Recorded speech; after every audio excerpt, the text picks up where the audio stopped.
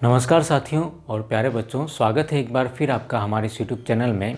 और जैसा कि हम देख रहे हैं कि पिछले कुछ वीडियो में हमने अध्याय 1 के उन महत्वपूर्ण प्रश्नों को हल किया था जो बुक में हमने कुछ वीडियो के माध्यम से इम्पोर्टेंट प्रश्नों के वीडियो के माध्यम से टिक किए थे। साथ ही आपने यह भी देखा होगा कि ये वही महत्वपूर्ण प्रश्न जो हमने टिक किए थे उनमें से ही अधिकतर प्रश्नों को लोक शिक्षण द्वारा जारी की गई प्रश्न बैंक के अंदर शामिल किया गया है। और हम इन महत्वपूर्ण प्रश्नों के जो हैं क्या कर रहे हैं, हल देख रहे हैं। और पिछले जो वीडियो हैं उनमें हमने अध्याय 1 के सभी महत्वपूर्ण प्रश्नों के हल देखे हैं।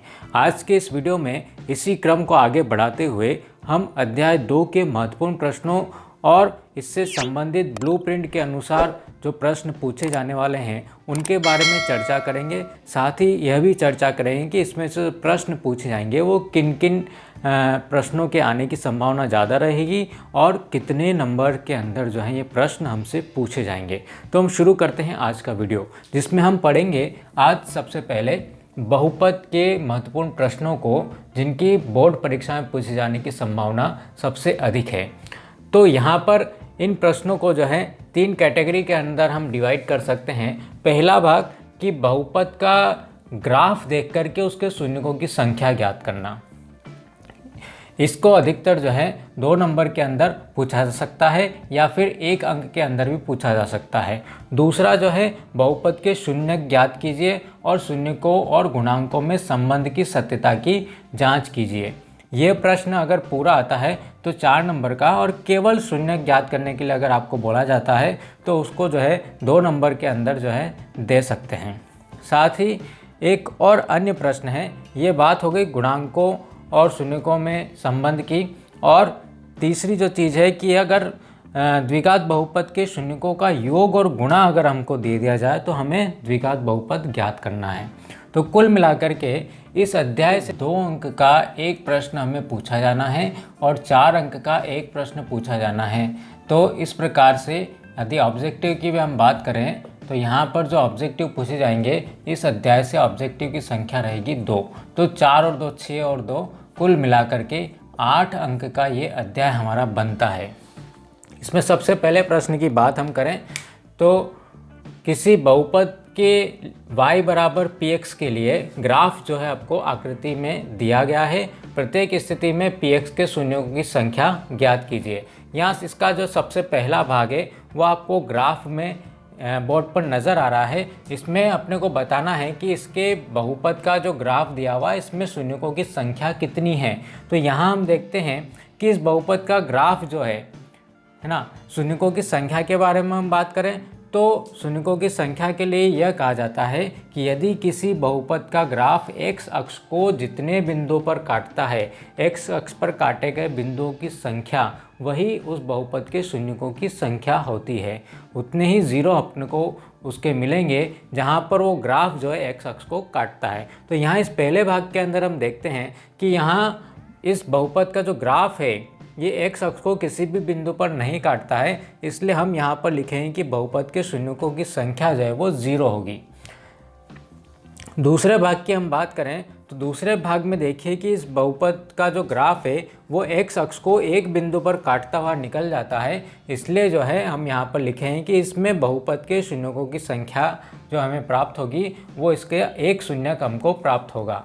तीसरा भाग हम देखते हैं तो यहाँ पर देखा जाए तो ये जो बहुपद का ग्राफ है ये x अक्ष को कुल मिलाकर के 3 बिंदुओं पर काटता हुआ नज़र आ रहा है हमें, इसलिए जो है हम लिखेंगे कि इस बहुपद में शून्यकों की संख्या जो हमें प्राप्त होगी ग्राफ देख करके हम बता सकते हैं कि इस बहुपद के 3 शून्यक हमें प्राप्त होने वाले हैं। और इसका जो चौथा भाग है, जो हमारी बुक के अंदर जो भाग दिया हुआ है इस प्रश्नावली 2.1 का, वो 5वां भाग रहेगा और हमारे यहाँ पर एक चौथा भाग रहेगा। तो इसमें हम देखते हैं कि इस बहुपद का जो ग्राफ है वो x अक्ष को 4 बिंदुओं पर काटता हुआ जा रहा है, इसलिए इस बहुपद के शून्यकों की संख्या जो है वो 4 होगी। बहुत ही सिंपल क्वेश्चन रहेगा, केवल ग्राफ देख करके हमें जो है शून्यकों की संख्या बतानी है। और हम ये कह रहे हैं कि x अक्ष पर बहुपद का ग्राफ जो है एक्स अक्ष पर जितने बिंदुओं को काटता हुआ या छूता हुआ चला जाता है उसके शून्यकों की संख्या उतनी ही होगी। चलिए हम बढ़ते हैं अगले प्रश्न की तरफ, जिसमें हमें दिया गया है कि द्विघात बहुपद x² + 7x + 10 के शून्यक ज्ञात कीजिए और बहुपद के शून्यकों तथा गुणांकों में संबंध की सत्यता की जाँच भी हमें करनी है। शून्यक ज्ञात करना है और उसके शून्यक और बहुपद के जो गुणांक हैं उसमें अपने को संबंध की सत्यता की जांच भी आपको करनी है। बहुपद के गुणांक और बहुपद से संबंधित जो परिभाषाएं हैं ये आपको जो स्क्रीन पर आई बटन में जो वीडियो मिल रहा है उसमें आपको पूरी जानकारी इसकी मिल जाएगी बहुपद के बेसिक से संबंधित। तो यहाँ अगर ये ध्यान दीजिए कि अगर ये प्रश्न केवल शून्यक ज्ञात कीजिए तक आता है तो 2 नंबर में पूछ सकते हैं, और अगर पूरा प्रश्न आता है बहुपद और शून्यकों के गुणांकों में संबंध की सत्यता की जांच करना है तो उसे हम 4 नंबर के अंदर जो है शामिल कर सकते हैं। तो यहाँ ये जो प्रश्न क्रमांक 2 है, उदाहरण नंबर 2 है पेज नंबर 33 का, देखिए इसे MP 2019 के अंदर पूछा गया है और सप्लीमेंट्री 2019 के अंदर, दोनों में ही जो है इसको 4 नंबर के अंदर पूछा गया है। तो यहाँ पर हम सबसे पहले इसकी शुरुआत कर लेते हैं और यहाँ पर लिख देते हैं दिया गया बहुपद। इससे हमने लिख लिया कि ये बहुपद है x² + 7x + 10। अब हम इसके शून्यक ज्ञात करना चाह रहे हैं। शून्यक किसे कहते हैं? बहुपद का शून्यक वह चर राशि का ऐसा मान रहता है जिसे अगर हम यहाँ पर रख दें, चर राशि कौन है यहाँ पर? x है। अगर x की जगह अगर कोई हम ऐसा मान रख दें कि इस बहुपद का मान किसके बराबर मिल जाए, अपने को 0 के बराबर मिल जाए, तो x के उस मान को बहुपद का शून्यक कहा जाता है। अब द्विघात बहुपद के अंदर हम इस शून्यकों को कैसे ज्ञात करें? चूँकि घात यहाँ पर 2 है, ये भी ध्यान रखिए कि द्विघात बहुपद की अधिकतम घात 2 होती है और उसके शून्यकों की संख्या भी हमें 2 ही प्राप्त होगी। अतः हम कहेंगे कि द्विघात बहुपद के शून्यकों की अधिकतम संख्या 2 होती है। अब इसके शून्यक ज्ञात करने के लिए हम क्या करते हैं? गुणनखंड विधि से इसका शून्यक ज्ञात करने की कोशिश करते हैं। अब गुणनखंड कैसे किया जाए इसके, कि अपने को जो इसको 2 रैखिक गुणनखंडों के अंदर इसको तोड़ना है। तो सबसे पहले चूँकि हम जानते हैं कि द्विघात बहुपद का जो सामान्य रूप ये होता है ax² + bx + c, तो इसमें x की घात का जो गुणांक है a, अर्थात हमारे पास में यहाँ पर जो x की घात का गुणांक है वो कितना है? 1 है। तो 1 का गुणा और c अर्थात 10 का गुणा, अचर राशि का गुणा किसके बराबर आना चाहिए? 10 के बराबर आना चाहिए। हमारे पास एक नंबर फिक्स हो गया कि ऐसे 2 टुकड़े करना है अपने को, किसके?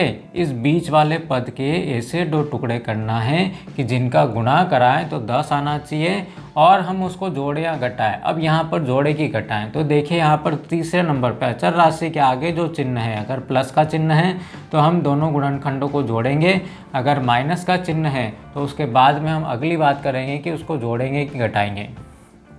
ठीक है, तो यहाँ पर प्लस का चिन्ह होने पर हमें हमेशा दोनों गुणनखंडों को जोड़ना है।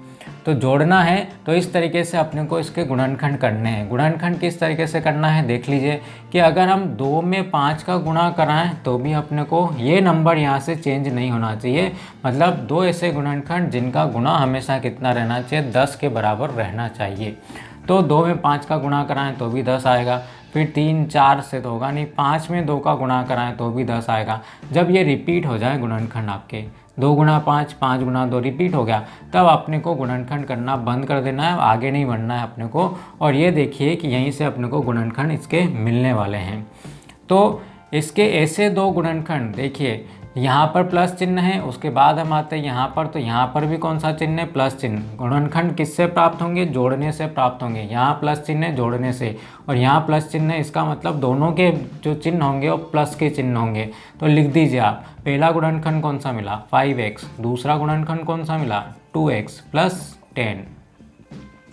अब अगली स्टेप में अपने को क्या करना है? अपने पास में 4 गुणनखंड मिल चुके हैं इसके, तो 4 जो टुकड़े मिले हैं अपने को, 4 पद मिल चुके हैं, इनमें से कॉमन लेना है 2-2 पदों के अंदर। तो यहाँ पर हम देखते हैं छोटी घात को हम कॉमन ले सकते हैं, तो दोनों में कॉमन जो मिलेगा अपने को x मिलेगा, तो कोष्टक के अंदर अपने को मिल जाएगा, कितना मिलेगा? x की घात 2 में से 1 कॉमन ले लिया तो x अपने को यहाँ से प्राप्त हो जाएगा, प्लस यहाँ से x बाहर चला गया तो कितना मिल जाएगा? 5 मिल जाएगा। फिर यही चिन्ह आपको यहाँ पर लगाना है, ध्यान रखिए तो कभी मिस्टेक नहीं होगी। 2 कॉमन ले लें अगर हम यहाँ से, तो अगले कोष्टक में भी अपने को x+5 जो है मिल जाएगा। ये कोशिश करनी है अपने को, और बिल्कुल यही करना है कि एक कोष्टक और दोनों कोष्टक के मान जो है हमेशा बराबर अपने को मिल जाए, तो आपका गुणनखंड जो है सही हो जाएगा। तो x+5 यहाँ पर भी है, यहाँ पर भी है, फिर से हमने x+5 को कॉमन ले लिया और यहाँ से अपने को कितना मिल जाएगा x, और यहाँ से कितना मिला +2। तो इस प्रकार जो है अपने को दो गुणनखंड इसके मिल चुके हैं, रेखिक गुणनखंड मिले हैं x² + 7x + 10। अब क्या करना है, शून्यक ज्ञात करना है अपने को। शून्यक ज्ञात करने के लिए क्योंकि x² + 7x + 10 क्या बोला था कि इसको 0 के बराबर कर दो तो हमें शून्यक प्राप्त हो जाएगा। तो 0 के बराबर कर दे तो इसकी जगह हम कितना लिख सकते हैं, x+5 × x+2 = 0। अब दो संख्याओं का गुणांक किसके बराबर है, 0 के बराबर है। इसका मतलब है कि या तो ये 0 होगा तब गुणा 0 आ रहा है, या फिर ये 0 होगा। दोनों में से कोई ना कोई एक तो 0 है, इसलिए हम यहाँ पर लिखेंगे कि या तो x+5 = 0 होगा या फिर x+2 = 0 होगा। जब x+5 = 0 होगा तो हमें मिलेगा x = -5, और जब ये x+2 = 0 होगा, जब उसको उधर लेकर के गए तो x = मिलेगा कितना, -2। अतः हम यहाँ पर लिख देंगे, अतः बहुपद के जो शून्यक हमको प्राप्त होंगे वो कौन कौन है, -5 और -2 हैं। ये हमें बहुपद के शून्यक मिल गए। तो इसका पहला भाग हमारा कंप्लीट हो गया। अब क्या करना है, बहुपद के शून्यकों तथा गुणांकों में संबंध की सत्यता। अब बहुपद के गुणांक क्या होते हैं, यहाँ पर इस पद का जो गुणांक है x2 का गुणांक, x2 में किससे गुणा है, a से गुणा है, x में किससे गुणा है, b से गुणा है, और अचर राशि कौन है, c है। तो ये कहलाते हैं बहुपद के गुणांक। हमारे पास में x2 का गुणांक 1 है, यहाँ पर 7 है, और अचर राशि हमारी 10 है। तो ये हमारे तीनों गुणांक कहलाएंगे और ये शून्यक है। अब इनमें संबंध क्या होता है, संबंध के लिए हम क्या कर लें, शून्यकों का योग करके देखते हैं। क्या करेंगे हम, शून्यकों का योग।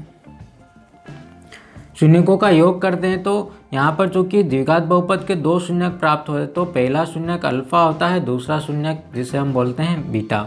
तो इसमें दोनों को जोड़ दें तो -5 और इसका मान कितना मिला, -2 मिला।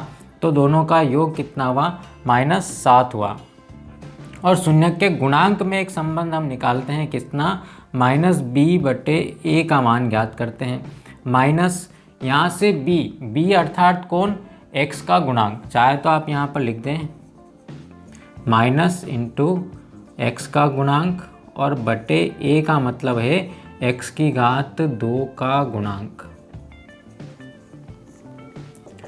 तो यहाँ पर जो है x का जो गुणांक है, x का गुणांक कितना मिल रहा है अपने को, 7 मिल रहा है। तो इसकी जगह ये माइनस कौन सा है, ये तो हमारा हमने लिखा हुआ है सूत्र वाला है, और -7 बटे x⁻² का गुणांक कितना है, 1 है। देखिए शून्यकों का योग कितना मिल रहा था अपने को, -7 मिल रहा है, और ये भी कितना मिल रहा है, -7। इसलिए हम क्या लिख सकते हैं, यहाँ हम लिख सकते हैं अतः शून्यकों का योग अल्फ़ा प्लस बीटा किसके बराबर हुआ, -b बटे, ये भी -7 के बराबर, ये भी -7 के बराबर, इसलिए अल्फ़ा प्लस बीटा बराबर होगा किसके, -b बटे a के बराबर हमें मिल जाएगा। ये पहला संबंध है। दूसरा संबंध क्या, शून्यकों का गुणा। दोनों शून्यकों को हम गुणा करवा के देखते हैं। तो दोनों शून्यकों का गुणा, पहला शून्य कितना है, -5 है, गुणा दूसरा शून्य कितना है, -2 है। तो माइनस माइनस तो प्लस हो गया, और 5 का गुणा 2 में करा तो कितना मिला, 10 मिला। और संबंध किसके अंदर, गुणांकों के अंदर। तो देख लेते हैं गुणांक में क्या है, c/a। c का मान कितना होगा, यहाँ पर c जिसे हम बोल रहे हैं क्या, अचर राशि, और बटे a अर्थात x⁻² का गुणांक हमें प्राप्त होगा। अब इसका मान देखते हैं। हमारे पास में अचर राशि कितनी है, यहाँ पर 10 है, इसलिए हमने इसका मान लिख दिया 10 बटे x⁻² का गुणांक कितना है, 1 है। 10 में 1 का भाग लगाएंगे तो कितना मिलेगा, अपने को 10 ही मिलेगा। तो यहाँ पर देखते हैं शून्यकों का गुणा, ये भी 10 है, और c/a का मान भी 10 है। अतः हम क्या लिखेंगे, अतः हम लिखेंगे कि अल्फ़ा बीटा बराबर c/a। जब ये दोनों स्थितियाँ अपनी बन जाती है तो हम बोलेंगे कि अतः शून्यकों और बहुपद के गुणांकों में संबंध की सत्यता की जांच हमारी हो जाती है।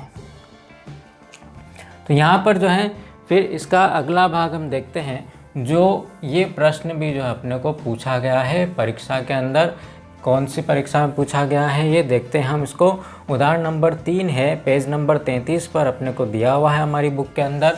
एक बार ऑब्जेक्टिव में पूछा गया है 2019 के अंदर, और 2020 की एमपी बोर्ड की परीक्षा में इसको 2 अंक के अंदर पूछा गया है। अर्थात सिर्फ शून्यक ज्ञात करने के लिए ही बोला गया था कि इस बहुपद के शून्यक ज्ञात कीजिए। हम इससे आगे भी बढ़ेंगे, इसको पूरा हल करेंगे। तो यहाँ पर जो दिया गया बहुपद है वो हमें मिला है x² - 3। अब इसके हम बोलेंगे कि इसमें 3 पद नहीं है। हम बीच वाले पद को कब तोड़ेंगे? जब हमारे पास में उस बहुपद में कितने पद दिए हों, 3 पद दिए हों, तब हम बीच वाले पद को तोड़ेंगे। अन्यथा हम कोई दूसरे तरीके से उसके गुणनखंड ज्ञात करेंगे। यहाँ पर हम देखते हैं कि हमने एक सर्वसमीका पढ़ी थी, a + b Guna a - b बराबर होता है a² - b² के। तो इस प्रकार से अगर हम यहाँ पर x² - 3, इसको अगर हम ऐसा लिख दें x² - √3 का वर्ग, ऐसा लिख सकते हैं, क्योंकि रूट और वर्ग एक दूसरे को काट देंगे और आपको वापस कितना मिलेगा? 3 मिलेगा। तो देख लीजिए a² - b², a के लिए हमारे पास कितना x है और b के लिए कितना है? √3 है। तो एक ब्रैकेट में क्या करना है? x + √3 लिखना है आपको, और दूसरे में कितना लिखना है?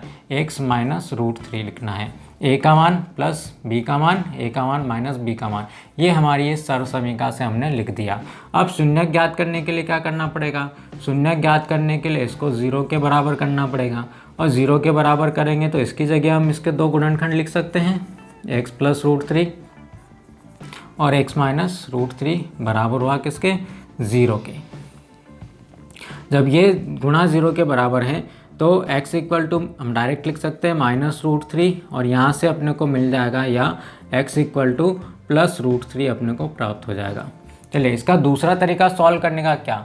डायरेक्ट हम निकाल लें, शून्यक ज्ञात करना है ना, तो x² - 3 बराबर 0।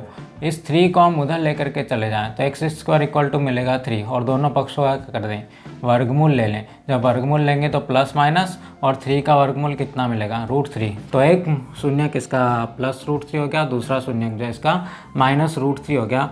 अतः हम यहाँ पर लिख देंगे, अतः बहुपद के शून्यक, किसी भी तरीके से आप हल कर लें इसको। अतः बहुपद के शून्यक जो है मिलेंगे, कितने मिलेंगे? √3 और -√3 हैं। अब क्या करना है आपको? संबंध के लिए शून्यकों का योग करना है। सबसे पहले शून्यकों का योग अर्थात अल्फ़ा प्लस बीटा, कितना मिल गया? √3 + -√3।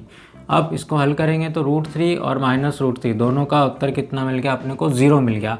साथ में अपने को क्या निकालना है? -b/a का मान निकालना है, -b। अब यहाँ पर देखिए आप, ये हमारे सामान्य रूप के अंदर नहीं है। सामान्य रूप क्या है? x² + bx + c। इसको सामान्य रूप में चेंज कर देते हैं हम, x²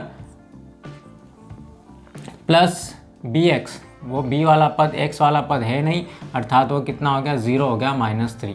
तो यहाँ पर जो है -b अर्थात x का जो गुणांक है वो कितना है? यहाँ पर 0 है, और बटे x² का मान कितना? 1 है। तो 1 किसके बराबर आया? 0 के बराबर। तो हम क्या लिख देंगे? अतः अल्फ़ा प्लस बीटा बराबर हुआ किसके? -b/a के, अर्थात x का गुणांक बटे x² का गुणांक। साथ ही हम देखते हैं शून्यकों का गुणा। तो शून्यकों का गुणा जो है वो किसके बराबर आता है? शून्यकों का गुणा, पहला शून्यक कितना है? √3, दूसरा शून्यक कितना है? -√3, इसलिए इसको कोष्टक में लिख दिया।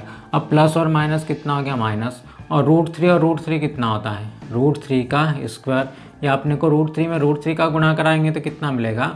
-3 के बराबर जो अपने को मिल जाएगा। और c/a का मान निकाल लें, c मतलब अचर राशि,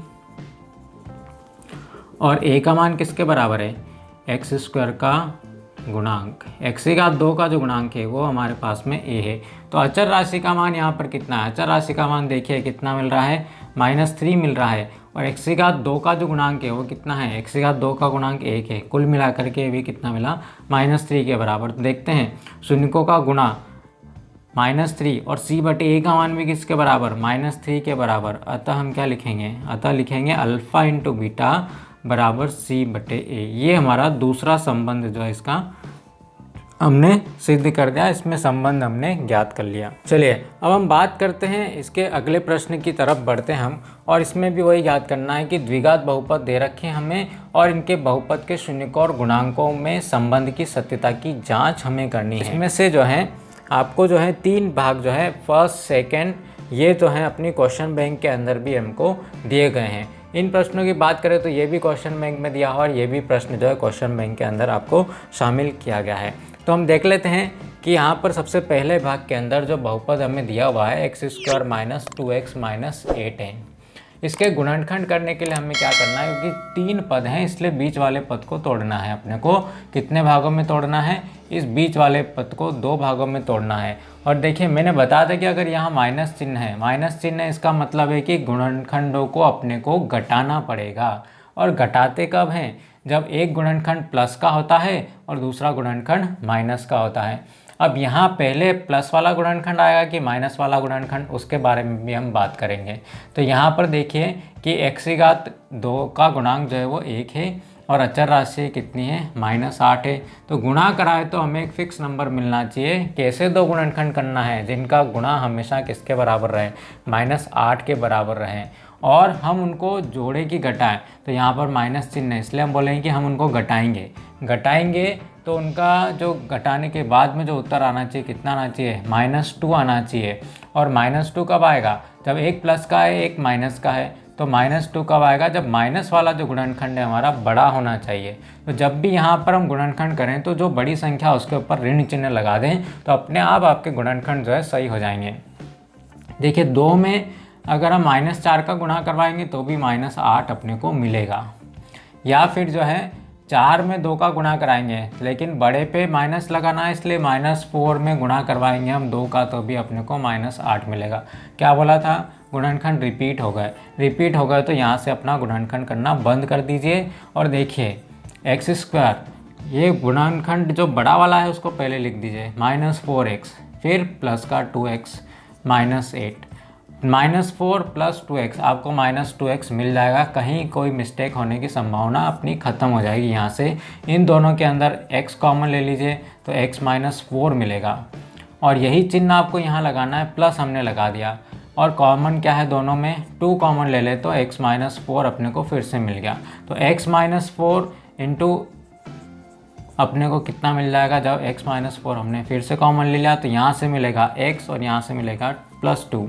इसलिए अगर हम इसके शून्य ज्ञात करना चाहें तो अपने को इस बहुपद को शून्य के बराबर करना पड़ेगा। और इसके जो 2 गुणनखंड मिले हैं अपने को वो मिले हैं x -4 और x +2, इन दोनों को 0 के बराबर कर दें। तो ये गुणनखंड अगर 0 के बराबर हुआ तो अपने को कितना मान मिलेगा, और ये 0 के बराबर हुआ तो कितना मिलेगा। जब ये 0 के बराबर हुआ तो x बराबर मिलेगा 4 और ये 0 के बराबर हुआ तो x = मिलेगा -2। अतः शून्यक जो हमें प्राप्त हुए हैं इस बहुपद के वो मिले हैं 4 और -2 हैं। जब शून्यक 4 और -2 है तो शून्यकों का योग यानी कि अल्फ़ा प्लस बीटा के बारे में बात करें, जोड़ देंगे इनको हम, 4 + -2, 4 - 2 अपने को मिलेगा, 4 - 2 का आंसर अपने को मिल गया 2। और -b/a का मान भी ज्ञात कर लिया। माइनस मतलब, और b का मान क्या है, x का गुणांक, बहुपद में x का गुणांक, और एक क्या है, x² का गुणांक। ये रहता है हमारा a का मान, बहुपद में x⁻² का गुणांक। ये माइनस चिन्ह हमने यहाँ पर लगा दिया। अब x का गुणांक कितना है यहाँ पर देख लीजिए, x का गुणांक x में किससे गुणा है, तो x के अंदर गुणा है -2 से, बटे x⁻² का गुणांक कितना है वो देख लीजिए 1 है। तो ये किसके बराबर हो गया, 2 के बराबर हो गया। अतः हम यहाँ पर क्या लिखेंगे, अतः लिखेंगे कि बहुपद के शून्यकों का योग जो है वो -b/a के बराबर है। ये पहला संबंध हमारा शून्यकों और गुणांकों में आ गया। और दूसरी बात, शून्यकों का गुणा हम कर लें। गुणा करने के लिए अल्फ़ा इंटू बीटा, पहला शून्य कितना मिला था 4 और दूसरा शून्य कितना मिला है -2, दोनों का गुणा कराया कितना आंसर आया -8। और इसके बाद क्या निकालना है, c/, मतलब क्या, अचर राशि। और a अर्थात x की घात 2 का गुणांक, उसे हम a कह रहे हैं। तो अचर राशि कितनी है यहाँ पर? अचर राशि का मान देखिए -8 है और x की घात 2 का गुणांक कितना है? 1 है। तो हमें कुल मिलाकर के -8 प्राप्त होने वाला है। यहाँ से हम देखते हैं ये भी -8 है, ये भी -8 है, अतः क्या लिख देंगे हम? अल्फ़ा इंटू बीटा बराबर हुआ किसके? c/a के बराबर हमें प्राप्त हो जाएगा। तो इस प्रकार से हम जो है शून्यकों के बीच में संबंध जो है इस तरीके से ज्ञात कर सकते हैं, इसकी सत्यता की जांच कर सकते हैं। अगले भाग की तरफ हम चलते हैं और ये दिया हुआ है 4s² - 4s + 1। इस s की जगह आपको एग्ज़ाम में x भी लिखा हुआ मिल सकता है, उससे कोई दिक्कत नहीं आएगी। तो ये हमारा जो है दूसरा भाग है और इस प्रश्नावली 2.2 का भी जो है ये प्रश्न बैंक के अंदर भी दिया हुआ है, तो ये भी जो उसके अंदर आपको मिल जाएगा। ये भी दूसरा भाग ही है उसका।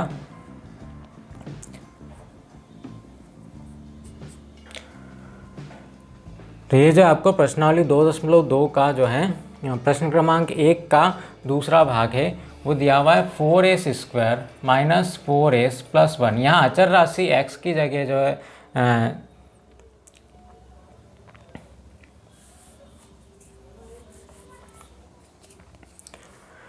तो जो अगला भाग है हमारा वो प्रश्नावली 2.2 का जो है प्रश्न क्रमांक 1 का दूसरा भाग है, जो दिया हुआ है 4s² - 4s + 1।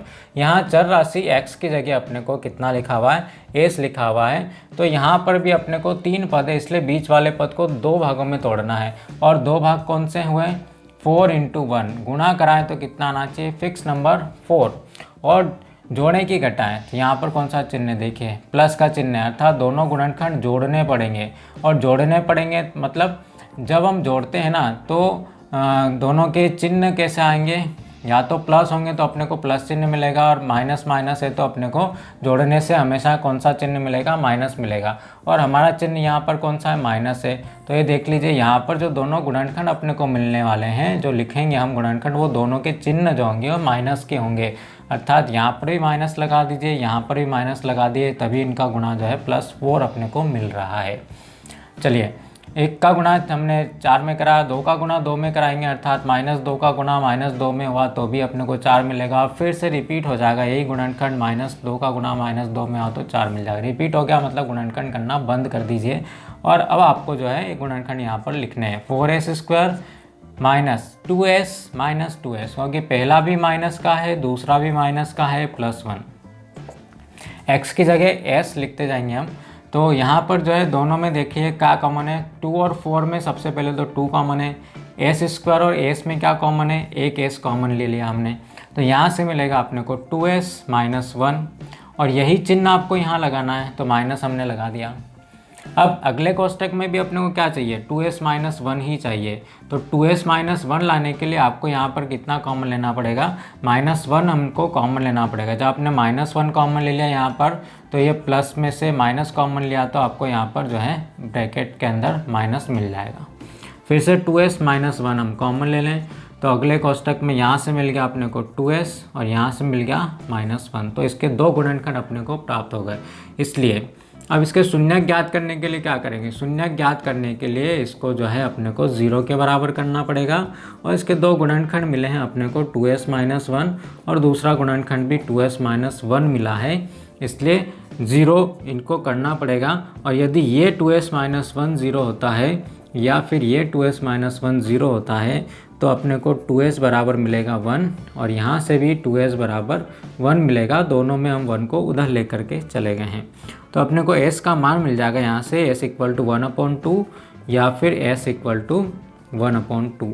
तो 2 शून्यक अपने को यहाँ पर मिल चुके हैं इसके, अतः शून्यक जो हैं 1/2 और 1/2 हैं। चलिए, अब शून्यकों का योग करके देख लेते हैं हम। शून्यकों का योग किसके बराबर आता है? शून्यकों का योग अर्थात हम जिसे लिख रहे हैं अल्फ़ा प्लस बीटा, 1/2 + 1/2। देखिए, आधा और आधा किसके बराबर हो गया? 1 के बराबर होता है। आधे में आधा जोड़ दिया, 1 मिल जाएगा। और -b अर्थात ये माइनस और b अर्थात यहाँ पर क्या लिखेंगे हम? -b किसका गुणांक है? s का गुणांक है, बटे ये किसका गुणांक आएगा, x की जगह हमको एस स्क्वायर लिखना पड़ेगा, एस स्क्वायर का गुणांक। तो माइनस और s का गुणांक कितना है हमारे पास में, -4 है और एस स्क्वायर का कितना है, 4 है। अब यहाँ पर कितना प्राप्त हो जाएगा, माइनस माइनस प्लस 4/4 = 1। जब ये बराबर मिल गया अपने को तो यहाँ से हम लिख देंगे अतः अल्फ़ा प्लस बीटा किसके बराबर हुआ, -b/a के बराबर हमें प्राप्त होता है। शून्यकों का गुणा अगर हम करके देखते हैं यहाँ पर, तो शून्यकों का गुणा अर्थात जिसे हम बोलते हैं अल्फ़ा बीटा।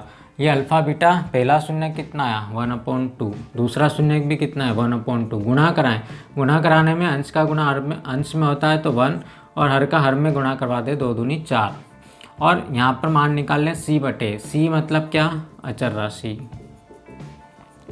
और a अर्थात क्या, x²। हमारे पास में s² है, इसलिए हम यहाँ पर लिख देंगे s² का गुणांक। और अचर राशि का मान कितना है यहाँ पर, ये देखिए अचर राशि 1 है और s की घात 2 का जो गुणांक है वो कितना है, 4 है। तो ये भी 1/4 मिल रहा है, ये भी 1/4 मिल रहा है, इसलिए हम लिखेंगे अल्फ़ा बीटा = किसके बराबर होता है, c/a के बराबर हमें प्राप्त हो जाएगा। तो अगले जो 3 भाग हमारे इसके बच रहे हैं वो, और साथ ही ये जो एक इम्पोर्टेंट प्रश्न है, ताकि ये वीडियो जो है थोड़ा छोटा रहे, लंबा हो जाएगा, क्योंकि अगले भाग के लिए ये जो प्रश्न है बहुत ही जल्दी हल होने वाले हैं। तो मिलते हैं हम अगले वीडियो में, देखते रहिए, आप इंतज़ार कीजिए, बहुत ही जल्दी ये वीडियो जो है बाकी के प्रश्न का भी जो है आपको मिलने वाला है। और कोशिश ये रहेगी कि प्री बोर्ड एग्ज़ाम से पहले सभी 1 से लेकर के 15 तक के जितने अध्याय हैं उसमें पूरा प्रयास रहेगा कि आपको सभी महत्वपूर्ण प्रश्नों के वीडियो अध्यायवार जो है मिल जाए। लेकिन उससे पहले यदि आपने इस चैनल को सब्सक्राइब नहीं किया है तो इसे ज़रूर सब्सक्राइब कीजिए, अपने दोस्तों के अंदर अधिक से अधिक शेयर कीजिए और वीडियो को लाइक करना मत भूलिए। मिलते हैं हम अगले वीडियो में, तब तक have a nice day, thank you.